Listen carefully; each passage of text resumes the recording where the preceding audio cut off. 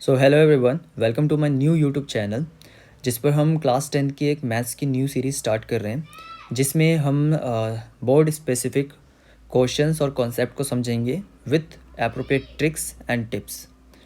तो जो कि आपके पेपर में बहुत ज़्यादा आपकी हेल्प करेंगे। आई नो मैं थोड़ा लेट स्टार्ट कर रहा हूँ बिकॉज मैं ऑफलाइन भी पढ़ाता हूँ, मुझे 6 ईयर प्लस हो चुके हैं पढ़ाते हुए। अब मैं ऑनलाइन की तरफ मूव कर रहा हूँ। ठीक है, तो जो भी हम पढ़ेंगे, पहले मैं आपको कॉन्सेप्ट समझाऊंगा, then after we will do the questions which are directly related to your board exam, जिससे आपका इनडायरेक्ट वे में एनसीईआरटी भी कवर होता चलेगा। ठीक है, सो एक छोटा सा डिस्कशन कर लेते हैं सिलेबस के ऊपर। अब देखो, जैसे कि हम जानते हैं टर्म 1 का आपका एग्ज़ाम हुआ है। ठीक है, तो मैं ये मान के चल रहा हूँ कि आपने फर्स्ट चैप्टर, क्योंकि देखा जाए तो गवर्नमेंट का फिक्स होता है बट प्राइवेट का थोड़ा सा मतलब चेंज रहता है गवर्नमेंट से सिलेबस। तो मैं ये मान के चल रहा हूँ मोस्ट प्रोबेबली आपने first, second, third, fifth, sixth, seventh, eighth, ninth and the probability, ये आप चैप्टर कर चुके होगे। ठीक है, क्योंकि मोस्ट प्रोबेबली यही शुरू से चल रहा था और ट्रिग्नोमेट्री भी कर लिया होगा आपने, बट ये सब हम करेंगे दोबारा। बट अभी पहले हमारी प्रायोरिटी रहेगी इन चैप्टर को करना, quadratic equation and circle, area related to circle, surface area and statistics. क्योंकि ये वाले जो चैप्टर्स है, ये वाले आपने अभी तक नहीं करे होंगे, और करे भी होंगे तो मुझे जहाँ तक लग रहा है आपने बहुत तेज़ी में करा होगा, जिसकी वजह से आपको समझ नहीं आया होगा, या फिर कहीं ना कहीं कॉन्सेप्चुअल आप थोड़े बहुत अभी इसमें पीछे हो गए। तो मैं अभी पहले इन 5 चैप्टर को अच्छे से कराऊंगा और 2 से 3 वीडियो हम करेंगे एक चैप्टर का और जल्दी ख़त्म करेंगे। ठीक है, ध्यान रखना, मैं कॉन्सेप्ट पे फोकस करूँगा और उसके साथ साथ जो एग्ज़ाम बेस्ड यानी प्रीवियस ईयर के जो इंपॉर्टेंट क्वेश्चंस है या जो questions exam point of view से ज़्यादा इंपॉर्टेंट है, हम वो करेंगे, जिससे इनडायरेक्टली आपकी एनसीईआरटी भी कवर अप होती चलेगी। ठीक है, तो आज जैसे कि थंबनेल हमने देखा था, आज हम करेंगे क्वाड्रेटिक इक्वेशन। तो हम क्वाड्रेटिक इक्वेशन आज स्टार्ट करेंगे। तो क्वाड्रेटिक इक्वेशंस अगर बात करी जाए तो क्या है ये एक कर्व की इक्वेशन होती है जो कि ग्राफ पे बनता है। ठीक है, अगर हम ग्राफ की बात करें तो ये जो ग्राफ है हमारा कार्टेशियन प्लेन पे बनाते हैं, और इसमें अगर एक कर्व भी जा रहा है, सपोज़ कर लो एक ये कर्व है, तो ये कर्व ही हमारा एक्चुअल में क्या है, क्वाड्रेटिक पॉलिनोमियल है। और इसी कर्व की अगर आप कोई इक्वेशन बनाते हो तो उसी को बोला जाता है क्वाड्रेटिक इक्वेशन। अब क्वेश्चन में बोला जाता है कि क्वाड्रेटिक इक्वेशन की आप रूट्स फाइंड करके बताओ। तो देखो, जो रूट्स होते हैं ना, जैसे कि मैं ये क्वेश्चन दिखाऊँ तो इसमें भी यही बोला गया है, find the roots of the following quadratic equation, factorization इसको अभी बाद में देखेंगे। तो क्वाड्रेटिक इक्वेशन के रूट फाइंड करने को बोल रहे हैं, और रूट का सिंपल मतलब होता है वैल्यू ऑफ एक्स, कि जो क्वाड्रेटिक इक्वेशन आपको सपने सामने दिखाई जा रही है उसमें एक्स की वैल्यू क्या है वो बताना है। तो यहाँ पे एक्स का मतलब क्या है, जो ये कार्टेशियन प्लेन है या ये जो ग्राफ बन रहा है हमारा, इसमें ये जो कर्व लाइन है, अब देखोगे तो ये एक्स एक्सिस है और ये वाई एक्सिस है। इस एक्स एक्सिस के जो ये 2 पॉइंटों पे काट के जा रहा है ना ये कर्व, इन्हीं 2 पॉइंटों की वैल्यू ही निकलती है हमारी। एक्चुअल में हम जो ये इक्वेशन देख रहे हैं ये इसी कर्व की होती है, और ये इसमें जो एक्स की वैल्यू निकलती है वो रिप्रेजेंट करता है इन 2 पॉइंटों को जिस पे ये एक्स एक्सिस को काट के जाता है। ठीक है, अब देखो, अगर हमें ये क्वाड्रेटिक इक्वेशंस दिए गए हैं और इनको हमें सॉल्व करना है, तो इनको सॉल्व करने के 2 मेथड हैं। ठीक है, पहला तो है फैक्टराइजेशन, जो जनरली हम पढ़ते आते हैं, 9th क्लास में भी आपने पढ़ा होगा और साथ साथ में 8th क्लास में भी पढ़ा होगा। और जो सेकंड मेथड होता है वो है क्वाड्रेटिक फॉर्मूला, जो कि इस चैप्टर में आप पढ़ोगे। इसमें डी निकाला जाता है, फिर एक्स निकाला जाता है। अब बहुत से बच्चों को डी का मतलब ही नहीं पता होता, जिसका मतलब होता है डिस्क्रिमिनेंट। ठीक है, अब देखो, मेनली हम फैक्टराइजेशन अभी समझेंगे, फिर क्वाड्रेटिक फॉर्मूला भी समझेंगे, दोनों साथ में कर लेंगे तो ईजी रहेगा हमारे लिए। ठीक है, आज का हमारा एजेंडा रहेगा सिंपल, इक्वेशंस को सॉल्व करना सीखना। ठीक है, और ध्यान रखना, अगर आप अच्छे से समझ लोगे ना तो आप किसी भी टाइप की इक्वेशन को आराम से सॉल्व कर सकते हो। मैं ऑलमोस्ट सारी वैरायटी की इक्वेशंस को इसमें डिस्कस करने की कोशिश करूँगा आज। ठीक है, अब देखो, फैक्टराइजेशन की अगर हम बात करें तो पहले तो एक बार स्टैंडर्ड फॉर्म डिस्कस कर लेते हैं। क्वाड्रेटिक इक्वेशन की स्टैंडर्ड फॉर्म क्या होती है, अगर ध्यान दिया जाए तो एक a x square plus b x plus c equals to 0 एक ये है। अब देखो, क्वाड्रेटिक का मतलब होता है 2, तो यहाँ पर ए एक्स स्क्वायर का होना इंपॉर्टेंट है। इन दोनों में से कोई एक हट जाएगा फिर भी चलेगा। तो इसका मतलब ये है कि ये तो है ही है स्टैंडर्ड फॉर्म। इसके अलावा ठीक है। अगर हम देखें इसके अलावा दो और फॉर्म्स हो सकती है हमारी, यानी a x square plus b x equals to zero, और एक बी एक्स तो नहीं हो सकता, a x square plus b x equals to zero, ये हो सकते हैं। ये दोनों ही हमारी क्वाड्रेटिक इक्वेशंस हो सकती हैं क्योंकि दोनों से कंडीशन सेटिस्फाई कर रही है, यानी इनकी हाईएस्ट डिग्री क्या है, 2 है। But b x plus c equals to zero लिखा है, क्वेश्चन बोल रहा है कि बताओ कि ये क्वाड्रेटिक है या नहीं है। तो ध्यान रखना ये क्लियरली नहीं है, क्योंकि ये क्वाड्रेटिक नहीं है, ये क्या है, लीनियर है। ठीक है, लीनियर इक्वेशन है। ठीक, अब देखो फैक्टराइजेशन में अब कैसे सॉल्व करना है वो समझ लेते हैं हम। ठीक, अब जैसे ये हमारे पास क्वाड्रेटिक इक्वेशन दे रखी है, हमें इसको फैक्टराइजेशन से सॉल्व करना है। तो सिंपल आपको क्या करना है, जो इसमें एक्स स्क्वायर का कोफिशिएंट है, यानी ये ए जो लिखा हुआ है, और जो कांस्टेंट टर्म है यानी ये जो सी है, इनका आपको प्रोडक्ट करना है। ठीक है, इन दोनों को आप मल्टीप्लाई करोगे,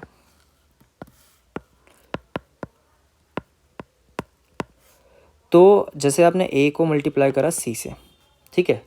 अब मल्टीप्लाई करने के बाद दो सिचुएशंस हो सकती है, या तो आपका जो आंसर आएगा पॉजिटिव में आए, या तो आपका आंसर नेगेटिव में आ सकता है। ठीक है, अब ध्यान से समझना, ये मेन इंपॉर्टेंट पॉइंट है, क्योंकि हमें यह पढ़ाया जाता है कि हमें दो ऐसे नंबर ढूंढने हैं जिनको मल्टीप्लाई करने पे ए सी के प्रोडक्ट के बराबर आए और प्लस माइनस करने पे बी आए। मैं प्लस माइनस वाले झंझट खत्म कर रहा हूँ। सिंपल आपको ये ध्यान रखना है कि दोनों का जो प्रोडक्ट है, चेक करो पॉजिटिव आ रहा है या नेगेटिव आ रहा है। अगर दोनों का प्रोडक्ट पॉजिटिव आ रहा है तो सिंपल आपको क्या करना है, दो ऐसे नंबर ढूंढने हैं जिनको ऐड करने पर, ठीक है, ऐड करने पे बी ए की वैल्यू के बराबर बने। ठीक है, अब ऐड करने का मतलब ये नहीं कि दोनों के सामने आप प्लस लगा दोगे, भाई ऐड तो माइनस से भी हो जाएगा। ठीक है, ये मेन इंपॉर्टेंट पॉइंट होता है। ऐड याद रहता है तो बच्चा ऐड ही प्लस ही लगा देता है, बट माइनस भी हो सकता है। इसका इम्पैक्ट कैसे पता चलेगा हमें कि कहाँ प्लस लगाना चाहिए कहाँ माइनस लगाना चाहिए। बस आपको एक चीज़ ये नोटिस करनी है कि जो बी वैल्यू है ये प्लस की दी हुई है या माइनस की। ठीक है, बी अगर पॉजिटिव है देन आप प्लस सिंबल यूज़ करोगे, और बी अगर नेगेटिव है तो माइनस यूज़ करोगे। क्योंकि देखो आप अगर इनका प्रोडक्ट निकालो तो प्रोडक्ट आपका ए इंटू सी के बराबर आना चाहिए, चाहे प्लस का दोनों प्लस के हो चाहे दोनों माइनस के हो, तो प्रोडक्ट तो पॉजिटिव अपने आप ही आ जाएगा। तो एक तो ये सिचुएशन होगी पूरी, ठीक है, जिसमें आपको पॉजिटिव केस में ये देखना है। ठीक है, अब इसके अलावा अगर हम बात करें नेगेटिव की, अगर आपका नेगेटिव आ रहा है तो फिर आपको यहाँ पे क्या करना है, दो ऐसे नंबर फाइंड आउट करने हैं जिनको आप माइनस करो, यानी उनको अगर आप सब्ट्रैक्ट करो तो सब्ट्रैक्ट करने पे बी एक्स के बराबर आ जाए। ठीक है, एक्स अभी हटा ही देते हैं, एक्स अपने ध्यान रखना, सीधा सीधा एक्स हमारा वैसे ही लिख लिया जाएगा। तो सब्ट्रैक्ट करने पे बी है। अब सब्ट्रैक्ट करने का मतलब ये है कि दोनों के सामने सिंबल अलग होना चाहिए, और सब्ट्रैक्ट होने पे बी आंसर आ रहा है, ज़ीरो नहीं आ रहा है, इसका मतलब एक ग्रेटर वैल्यू होगी और एक स्मॉलर होगी। ठीक है, एक यहाँ पर ग्रेटर वैल्यू होगी आपकी और एक स्मॉलर होगी। अब जो ग्रेटर वैल्यू है और स्मॉलर वैल्यू है उसमें से किसी एक के सामने प्लस होगा तो दूसरे के सामने माइनस होगा, और अगर एक के सामने माइनस है तो दूसरे के सामने प्लस है। ये चीज़ आपको याद रखना है। ठीक है, क्योंकि हमें डिफरेंट सिंबल लेना है, तभी नंबर सब्ट्रैक्ट होंगे और तभी आपका प्रोडक्ट नेगेटिव आएगा और बी वैल्यू आएगी। अब ये एक कन्फ्यूज़न है कि किसके सामने प्लस ले किसके सामने माइनस ले, तो सिंपल आपको देखना है कि बी आपका प्लस का है कि माइनस का है। अगर बी आपका प्लस का आता है तो सिंपल ध्यान रखना, ग्रेटर नंबर आपका प्लस का होगा और स्मॉलर नंबर माइनस का होगा, तभी इन दोनों को जब आप सॉल्व करोगे तो आंसर आपका प्लस का आएगा, क्योंकि ग्रेटर वैल्यू का सिंबल कंटिन्यू होता है। ठीक है, और अगर आपका बी माइनस का आ रहा है तो आपको ग्रेटर वैल्यू माइनस लेनी है और स्मॉलर प्लस लेनी है, ताकि आपका आंसर जो है नेगेटिव रहे। ठीक है, थोड़ा सा दिमाग में खिचड़ी बन रहा होगा क्योंकि ये चीज़ मैं सिंपल वेरिएबल्स के थ्रू समझा रहा हूँ, इसको आप थोड़ा नंबर के थ्रू करते हैं ताकि आपको अच्छे से समझ आ जाए। याद रखना, क्वाड्रेटिक फार्मूला अभी हमने डिस्कस नहीं करा है, ये हम बाद में डिस्कस करेंगे। ठीक है, अब देखो अगर क्वेश्चन पे हम बढ़े तो सिंपल क्वेश्चन करते हैं पहले, फिर थोड़े से यूनिक करेंगे। अब जैसे इसमें है एक प्लस वाला और एक माइनस वाला, दोनों डिस्कस कर लेंगे। तो इसमें से मैं आपको एक फर्स्ट क्वेश्चन करा देता हूँ जिसमें हमारा माइनस वाला कॉन्सेप्ट क्लियर हो जाएगा, और एक फोर्थ वाला कर लेते हैं जिससे प्लस वाला कॉन्सेप्ट क्लियर हो जाएगा। तो अगर हम यहाँ पे देखें तो x square minus 3x minus 10 equals to 0 दे रखा है और इसका फैक्टर करना है। ठीक है, तो हम इसका रफली चेक करेंगे कि प्रोडक्ट करने पे क्या आ रहा है। अगर आप यहाँ पर x के सामने देखो तो कुछ नहीं है, तो इसके सामने 1 मानेंगे और ये कॉन्स्टेंट हमारा -10 है। तो 1 मल्टीप्लाई -10 अगर करा जाए तो हमारा आंसर जो आएगा वो आएगा -10। ठीक है, ध्यान रखना इसकी और इन दोनों को हमने यहाँ पे मल्टीप्लाई करके निकाला है। ठीक है, तो -10 आ रहा है। अब मैंने बताया था अगर आंसर नेगेटिव आता है तो एक पॉजिटिव और एक नेगेटिव नंबर लिखना है और फिर फाइनल आंसर चेक करना है क्या हमारा बी की वैल्यू, तो यहाँ पे बी क्या है हमारे पास -3 है, इसके बराबर आए कि नहीं आए। अब देखो सिंपल मतलब है, अगर ये माइनस का आ रहा है इसका मतलब ये होगा कि हमारा जो स्मॉलर होगा वो पॉजिटिव होना चाहिए और ग्रेटर जो है वो नेगेटिव होना चाहिए। तो हम क्या करेंगे, ग्रेटर को नेगेटिव रखेंगे, स्मॉलर को पॉजिटिव रखेंगे। अब बस चेक करो कि कौन से दो नंबर है जिनको मल्टीप्लाई करने पर 10 आता है और माइनस करने पे 3 आए। सीधा सीधा आपको ये देखना है कि 10 के प्राइम फैक्टर्स क्या क्या हो सकते हैं। तो 10 का प्राइम फैक्टर करोगे आप अगर तो 2 × 5 ही आएगा। ठीक है, और अगर ध्यान दिया जाए तो 2 × 5 में अगर दोनों को सब्ट्रैक्ट करा जाए तो आंसर हमें 3 ही मिलेगा। नेगेटिव चाहिए तो बड़ा माइनस कर लेंगे और छोटा प्लस का। तो अब क्या करेंगे हम, x² है -3x है, इसकी जगह पे आ जाएगा हमारा -5 + 2। अब देखो वेरिएबल तो होना चाहिए दोनों के पीछे, तो यहाँ पे x दोनों के पीछे आ जाएगा। -10 = 0, ये हमारा हो गया फैक्टर।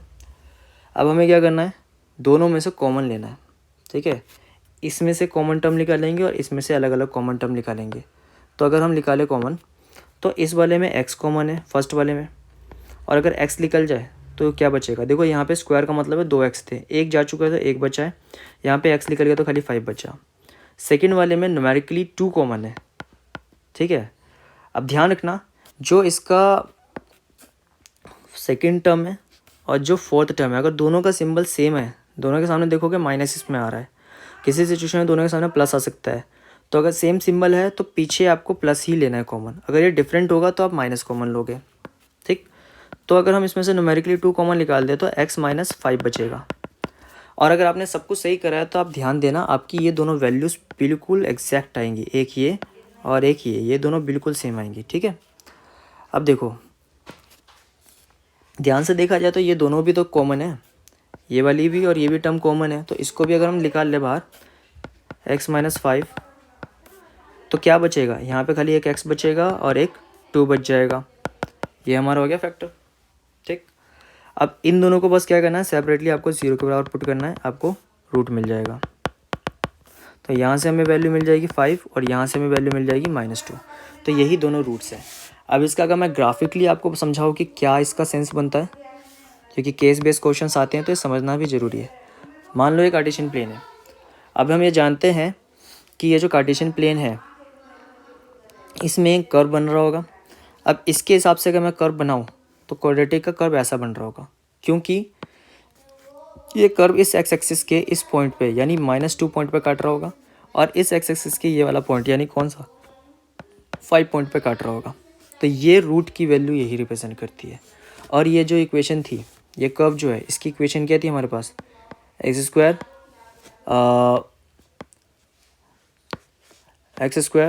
-3x - 10 = 0। ठीक है, ये था आपका सिंपल क्वेश्चन विथ एक्सप्लेनेशन। तो नेगेटिव वाला केस हमने इसमें डिस्कस कर लिया है। ठीक है, क्योंकि देखोगे तो यहाँ पे ये नेगेटिव था, इसके हिसाब में हमने ये नेगेटिव वाला केस अलग से डिस्कस कर लिया और यहाँ पर उसी के बेस पे हमारा ये आंसर भी आ गया है। ठीक है, ध्यान रखना ये रफ वर्क होता है, इसलिए इसको अपने अकॉर्डिंग आप साइड में या तो लाइन खींच के करोगे या तो एक रफ शीट लेके उस पर करोगे। ठीक, अब इसका फोर्थ पार्ट अगर हम डिस्कस करें तो फोर्थ क्या है इसका, 2x² - x + 1/8। ठीक है, 2x² - x + 1/8। इस टाइप के क्वेश्चन को कैसे करना है, देखो सबसे पहला ये फ्रैक्शनल फॉर्म हटाओ यहाँ से। इक्वल में हमारे पास 0 है तो फ्रैक्शनल हम आराम से हटा सकते हैं। क्या करेंगे, एलसीएम ले लेंगे। अगर एलसीएम लिया जाए तो 8 इन दोनों से इंटू होगा ऊपर वाली टर्म से, तो 8 × 2 16x² - 8x + 1/8 ये आ जाएगा। अब देखो 8 नीचे है, क्रॉस मल्टीप्लाई करोगे 0 से मल्टीप्लाई होकर 8 खत्म, तो हमारे पास क्या बचेगा 16x² - 8 + 1 = 0 ये आ गया। अब हम इसको सॉल्व करेंगे फैक्टराइजेशन करके। ठीक है, अब देखो अगर रफली देखें तो हमारे पास जो है x² के साथ 16 है और कांस्टेंट में 1 है और दोनों पॉजिटिव है। तो अगर दोनों को तुम यहाँ पे मल्टीप्लाई करते हो तो 16 इंटू 1 हमारे पास 16 बचेगा। ठीक, तो पॉजिटिव आ रहा है आंसर, तो हमें अब ऐसे नंबर ढूंढने हैं जिनको प्लस करने पर -8 आए और मल्टीप्लाई करने पर 16 आए। तो माइनस का आंसर है तो दोनों माइनस के होंगे। बस अब इसके लिए क्या करो, 16 के फैक्टर चेक कर लो। 16 का अगर तुम फैक्टर निकालोगे, प्राइम फैक्टर निकालते हो, तो 2 से जाएगा 8, 2 से जाएगा 4, 2 से जाएगा 2, 2 से क्या ये। ठीक है, अब इसका कॉम्बिनेशन बनाओ। इन 4 नंबर से आपको 2 नंबर का कॉम्बिनेशन बनाना है जिनको प्लस करने पे 8 आए, बस ये चेक करना है। तो सिंपल है, 4 4 4 इंटू 4 16, 4 प्लस 4 8। ठीक है, आई नो ये वाला इजी था, इसे मैंने कर दिया है, बट आपको इतना ध्यान रखना है ये तरीका जो होता है बड़े बड़े नंबर में काम आता है।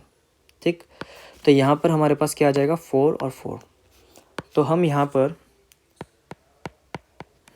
ये इस -8x की जगह पर हम ले सकते हैं -4x -4x। ठीक है, ओवरऑल आंसर आपका सेम होना चाहिए। इसको सॉल्व करोगे तो आपको ऊपर वाला वापस आ रहा है। अब वही कॉमन लेंगे, दोनों में 4 और x कॉमन है, तो 16 4 इंटू 4 होता है, तो 4 निकल गया तो 4 बचेगा। 2x थे, 1x निकल गया तो 1x बचेगा, माइनस पूरा ये जा चुका है तो 1 ही बचा। अब यहाँ पे देखो, जो मैंने पिछले क्वेश्चन में बताया था, ध्यान से देखोगे तो इसका सेकंड टर्म और इसका फोर्थ टर्म दोनों के सामने सिंबल अलग है, एक नेगेटिव और एक पॉजिटिव है। तो क्या करना, सिंबल सेम बनाने दोनों का। तो हम क्या करेंगे, पीछे से माइनस कॉमन ले लेंगे, ये माइनस कॉमन आ जाएगा।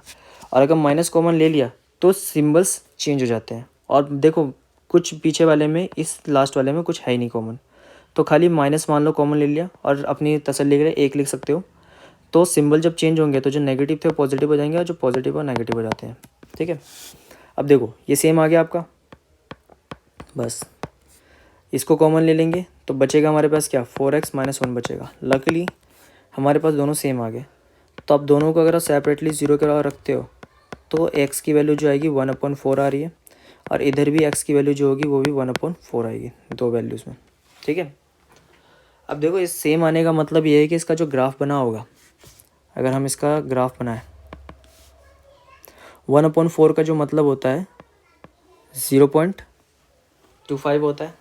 तो कहीं ना कहीं इसका जो ग्राफ होगा यूँ जा रहा होगा, यूँ आया होगा, और इस पॉइंट पे यूँ टच करके निकल गया होगा, और ये पॉइंट जो है यही हमारा x यहाँ पर 1/4 होगा। ठीक है, तो यहाँ पर हमने कहीं ना कहीं सिंपल बेस पे समझ लिया कि कैसे फैक्टराइजेशन करना है। ठीक है, अब थोड़ा सा आगे चलते हैं, क्वाड्रेटिक फार्मूला समझते हैं। अगर क्वाड्रेटिक फार्मूला हम देखें तो उसमें 2 चीज़ निकालते हैं हम।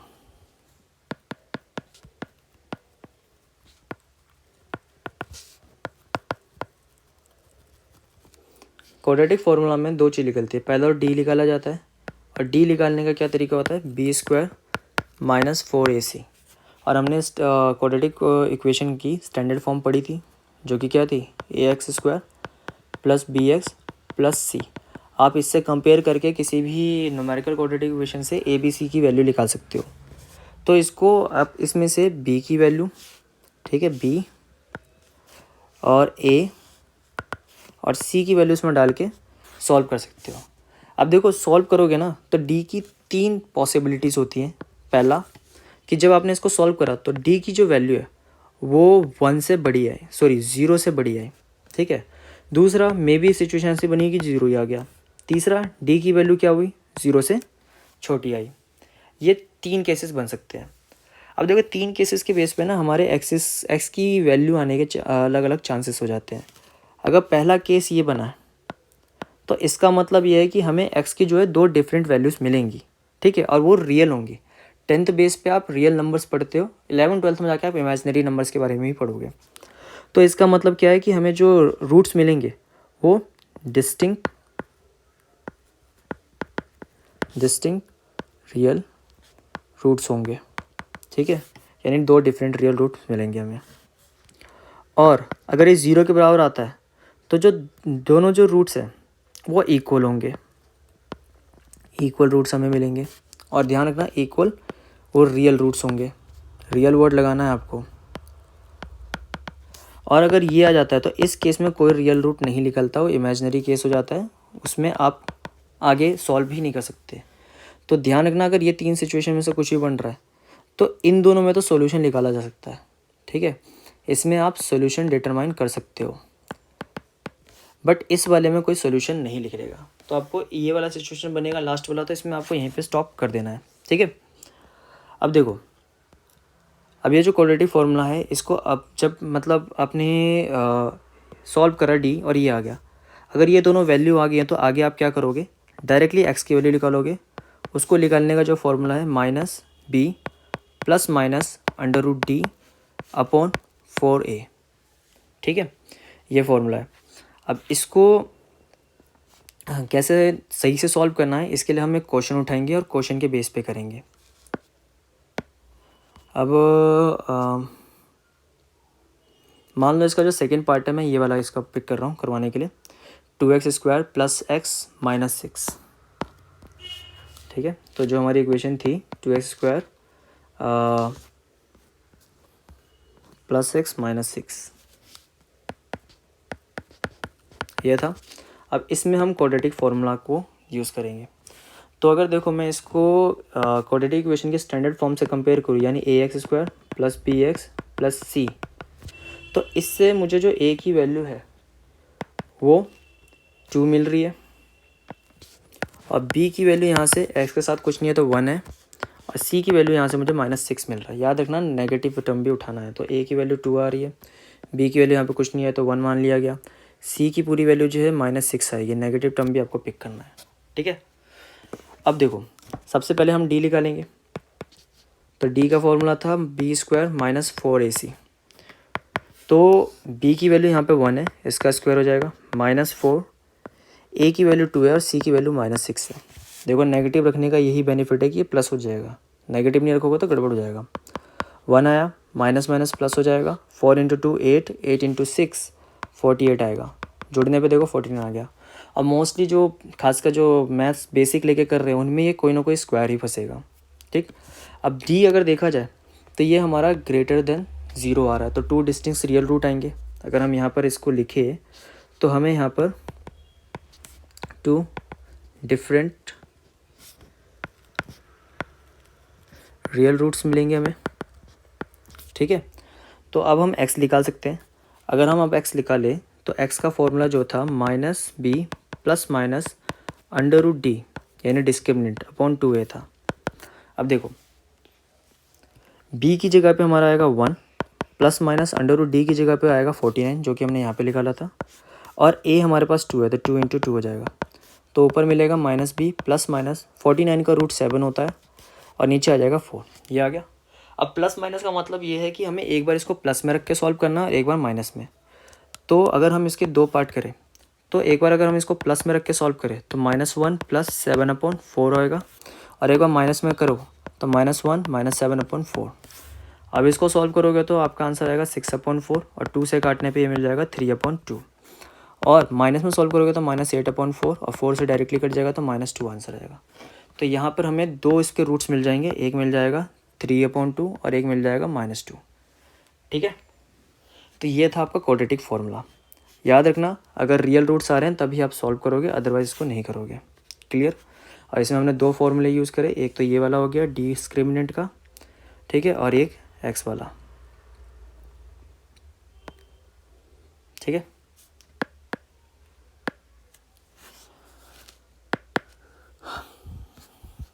अब तो ये सिंपल क्वेश्चन के साथ मैंने कॉन्सेप्ट समझा दिया आपको। अब थोड़े से हम टफ़र पे चलते हैं जो एग्ज़ाम पॉइंट ऑफ व्यू से होगा। ये मैं RD शर्मा के कुछ क्वेश्चंस लाया हूँ। अब अगर आप यहाँ पे ध्यान से देखो तो इसमें पहले ये है कि इक्वेशंस को सिंप्लीफाई करना है देन सॉल्व करना है। जैसे 5th में आप देखोगे तो आपको इसमें पहले एलसीएम लेके सिंप्लीफाई करना है फिर सॉल्व करना है, ठीक। तो सारे तो भी पॉसिबल नहीं है, बट आप क्या करोगे, इसको एज अ होमवर्क ट्राई करोगे, और जो भी क्वेश्चन अगर नहीं आया तो आप कमेंट में उसको डाल सकते हो। मैं उसको एक डाउट क्लास मतलब एक लाइव डाउट सेशन स्टार्ट करने की प्लानिंग कर रहा हूँ, उसमें हम डिस्कस कर लेंगे, नहीं तो एक सेपरेट वीडियो में उसकी बना कर डाल दूँगा। अभी के लिए हम ये वाला क्वेश्चन करेंगे जो 2024 में आया हुआ है, ठीक है, ताकि आप अच्छे से समझ जाओ। अब देखो इक्वेशन अगर आपको सही से ना दिखे तो मैं एक बार इसको लिख देता हूँ, 3/x + 1 -1/2 इक्वल्स टू 2/3x-1, ये इक्वेशन है। और ये जो बगल का दिया होता है ना, ये कहीं ना कहीं हमें गलती करने से बचाता है। इसका मतलब क्या है कि x की वैल्यू -1 या 1/3 के बराबर नहीं आनी चाहिए। इन केस तुमने सॉल्व करते समय कुछ गलती कर दी और आंसर ही आ गया तो समझ जाना कुछ ना कुछ आपने गड़बड़ करी हुई है। अब देखो, इसको सॉल्व करना है तो पहले इसको सिंप्लीफाई करना पड़ेगा। पहला स्टेज हमारा सिंप्लीफिकेशन का होना चाहिए। अब अगर हम इसको सिंप्लीफाई करें तो सबसे पहले आप इनको इनकी प्लेस पे एलसीएम, मतलब इनका एलसीएम लोगे। और अगर मेरे पैटर्न से यानी मेरे स्टाइल से चला जाए तो मैं पहले एलसीएम लेने की जगह एक्स वाले टर्म्स को एक साइड करना प्रेफर करूँगा।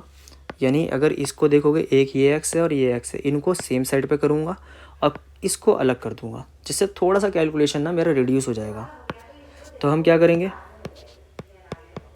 3/x+1, और ये वाली टर्म थी अगर ये इधर साइड आ रही है तो नेगेटिव हो जाएगा 2/3x-1, और ये वाला टर्म अगर दूसरे साइड जा रहा है तो जो नेगेटिव था वो पॉजिटिव हो जाएगा, यानी 1/2 आ गया।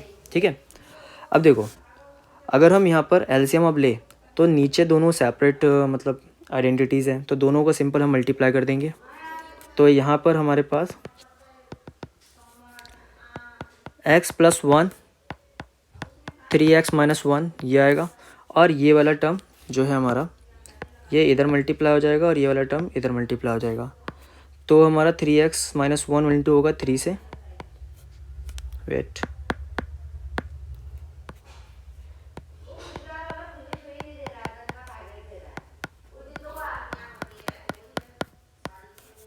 ठीक है। और इधर हमारा जो था वही चलेगा। अब देखो, अब इसको इंटू करेंगे तो हमारे पास आ जाएगा 9x-3 -2x +-2 अपॉन, नीचे आपको मल्टीप्लाई करना है कर दो, नहीं तो आप जब इसको ट्रांसफर करोगे तब करना, थोड़ा कैलकुलेशन उसमें सही रहेगा, मतलब लिखने में आसानी रहेगी। अब देखो,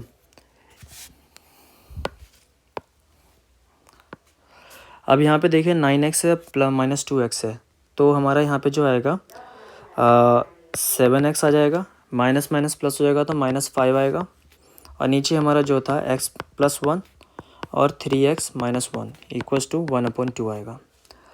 अब देखो, अब कुछ नहीं हो सकता तो हम क्रॉस मल्टीप्लाई कर देंगे, यानी ये 2 इधर मल्टीप्लाई हो जाएगा और ये वैल्यू ऊपर मल्टीप्लाई हो जाएगी। तो 2 को अगर इससे मल्टीप्लाई करें तो 2 × 7x -5, और इधर हमारा चले गया 1 से इंटू होगा तो जो है वही सेम रहेगी वैल्यू। ठीक है, अब इसको सिंप्लीफाई करें तो 2 × 7 यानी 14x -10, इसको इंटू करेंगे तो x × 3 3x² -x + 3x -1 ये आ जाएगा। ठीक है, अब देखो, मोस्टली आप ट्राई करना कि जो x² की वैल्यू है, यानी जो भी इसके साथ टर्म है वो पॉजिटिव ही रहे तो बेटर रहेगा हमारे लिए। तो हम क्या करेंगे, ये मानेंगे कि हमने जो RHS वाली वैल्यू है उसको कहीं ट्रांसफ़र नहीं करा, तो जो उसका सिंबल था सामने वही रहेगा सेम। दूसरी साइड वाली ट्रांसफ़र करिए तो 14x अगर ये दूसरी साइड जा रहा है तो ये नेगेटिव हो जाएगा एंड 10 पॉजिटिव हो जाएगा। हो गया, अब इसको सिंपल करते हैं।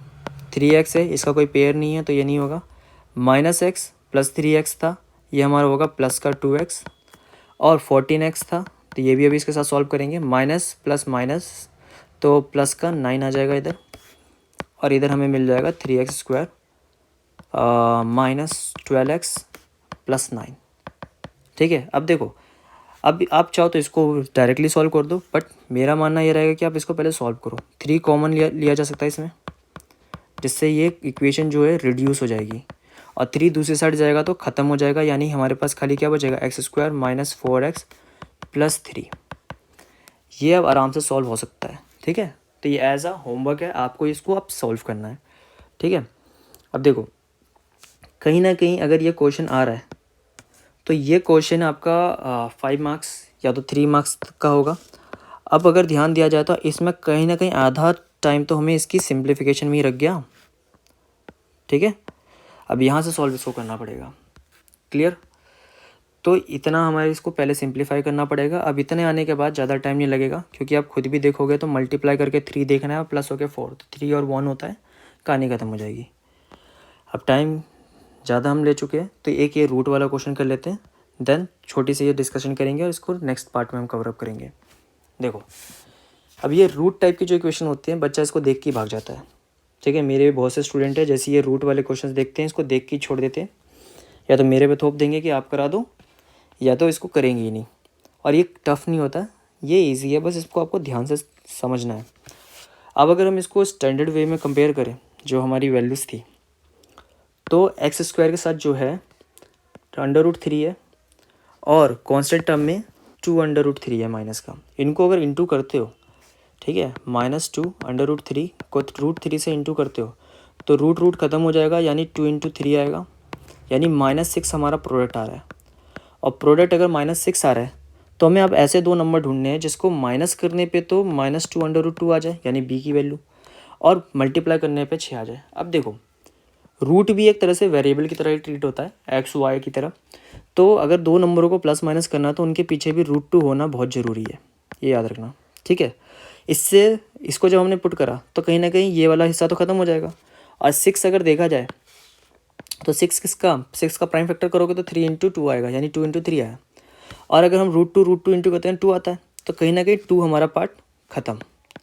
अब क्या बचा, खाली 3। तो हमें अब ऐसे दो नंबर चेक करने हैं जिसको मल्टीप्लाई करने पर तो 3 आ जाए और माइनस करने पर 2 आ जाए। तो सिंपल है, क्या है, 3 और 1। और नेगेटिव आंसर चाहिए तो बड़ा नेगेटिव रखेंगे, छोटा पॉजिटिव रखेंगे, बस। तो -2 √2 की जगह पे हम -3 √2 + 1 √2 लिख सकते हैं। तो ये हमें मिलेगा यहाँ पर x लगाना साथ में।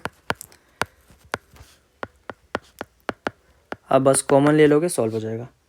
तो पहले वाले में, चलो इसको थोड़ा सा लंबा करके करेंगे लेकिन समझ जाएंगे सही से।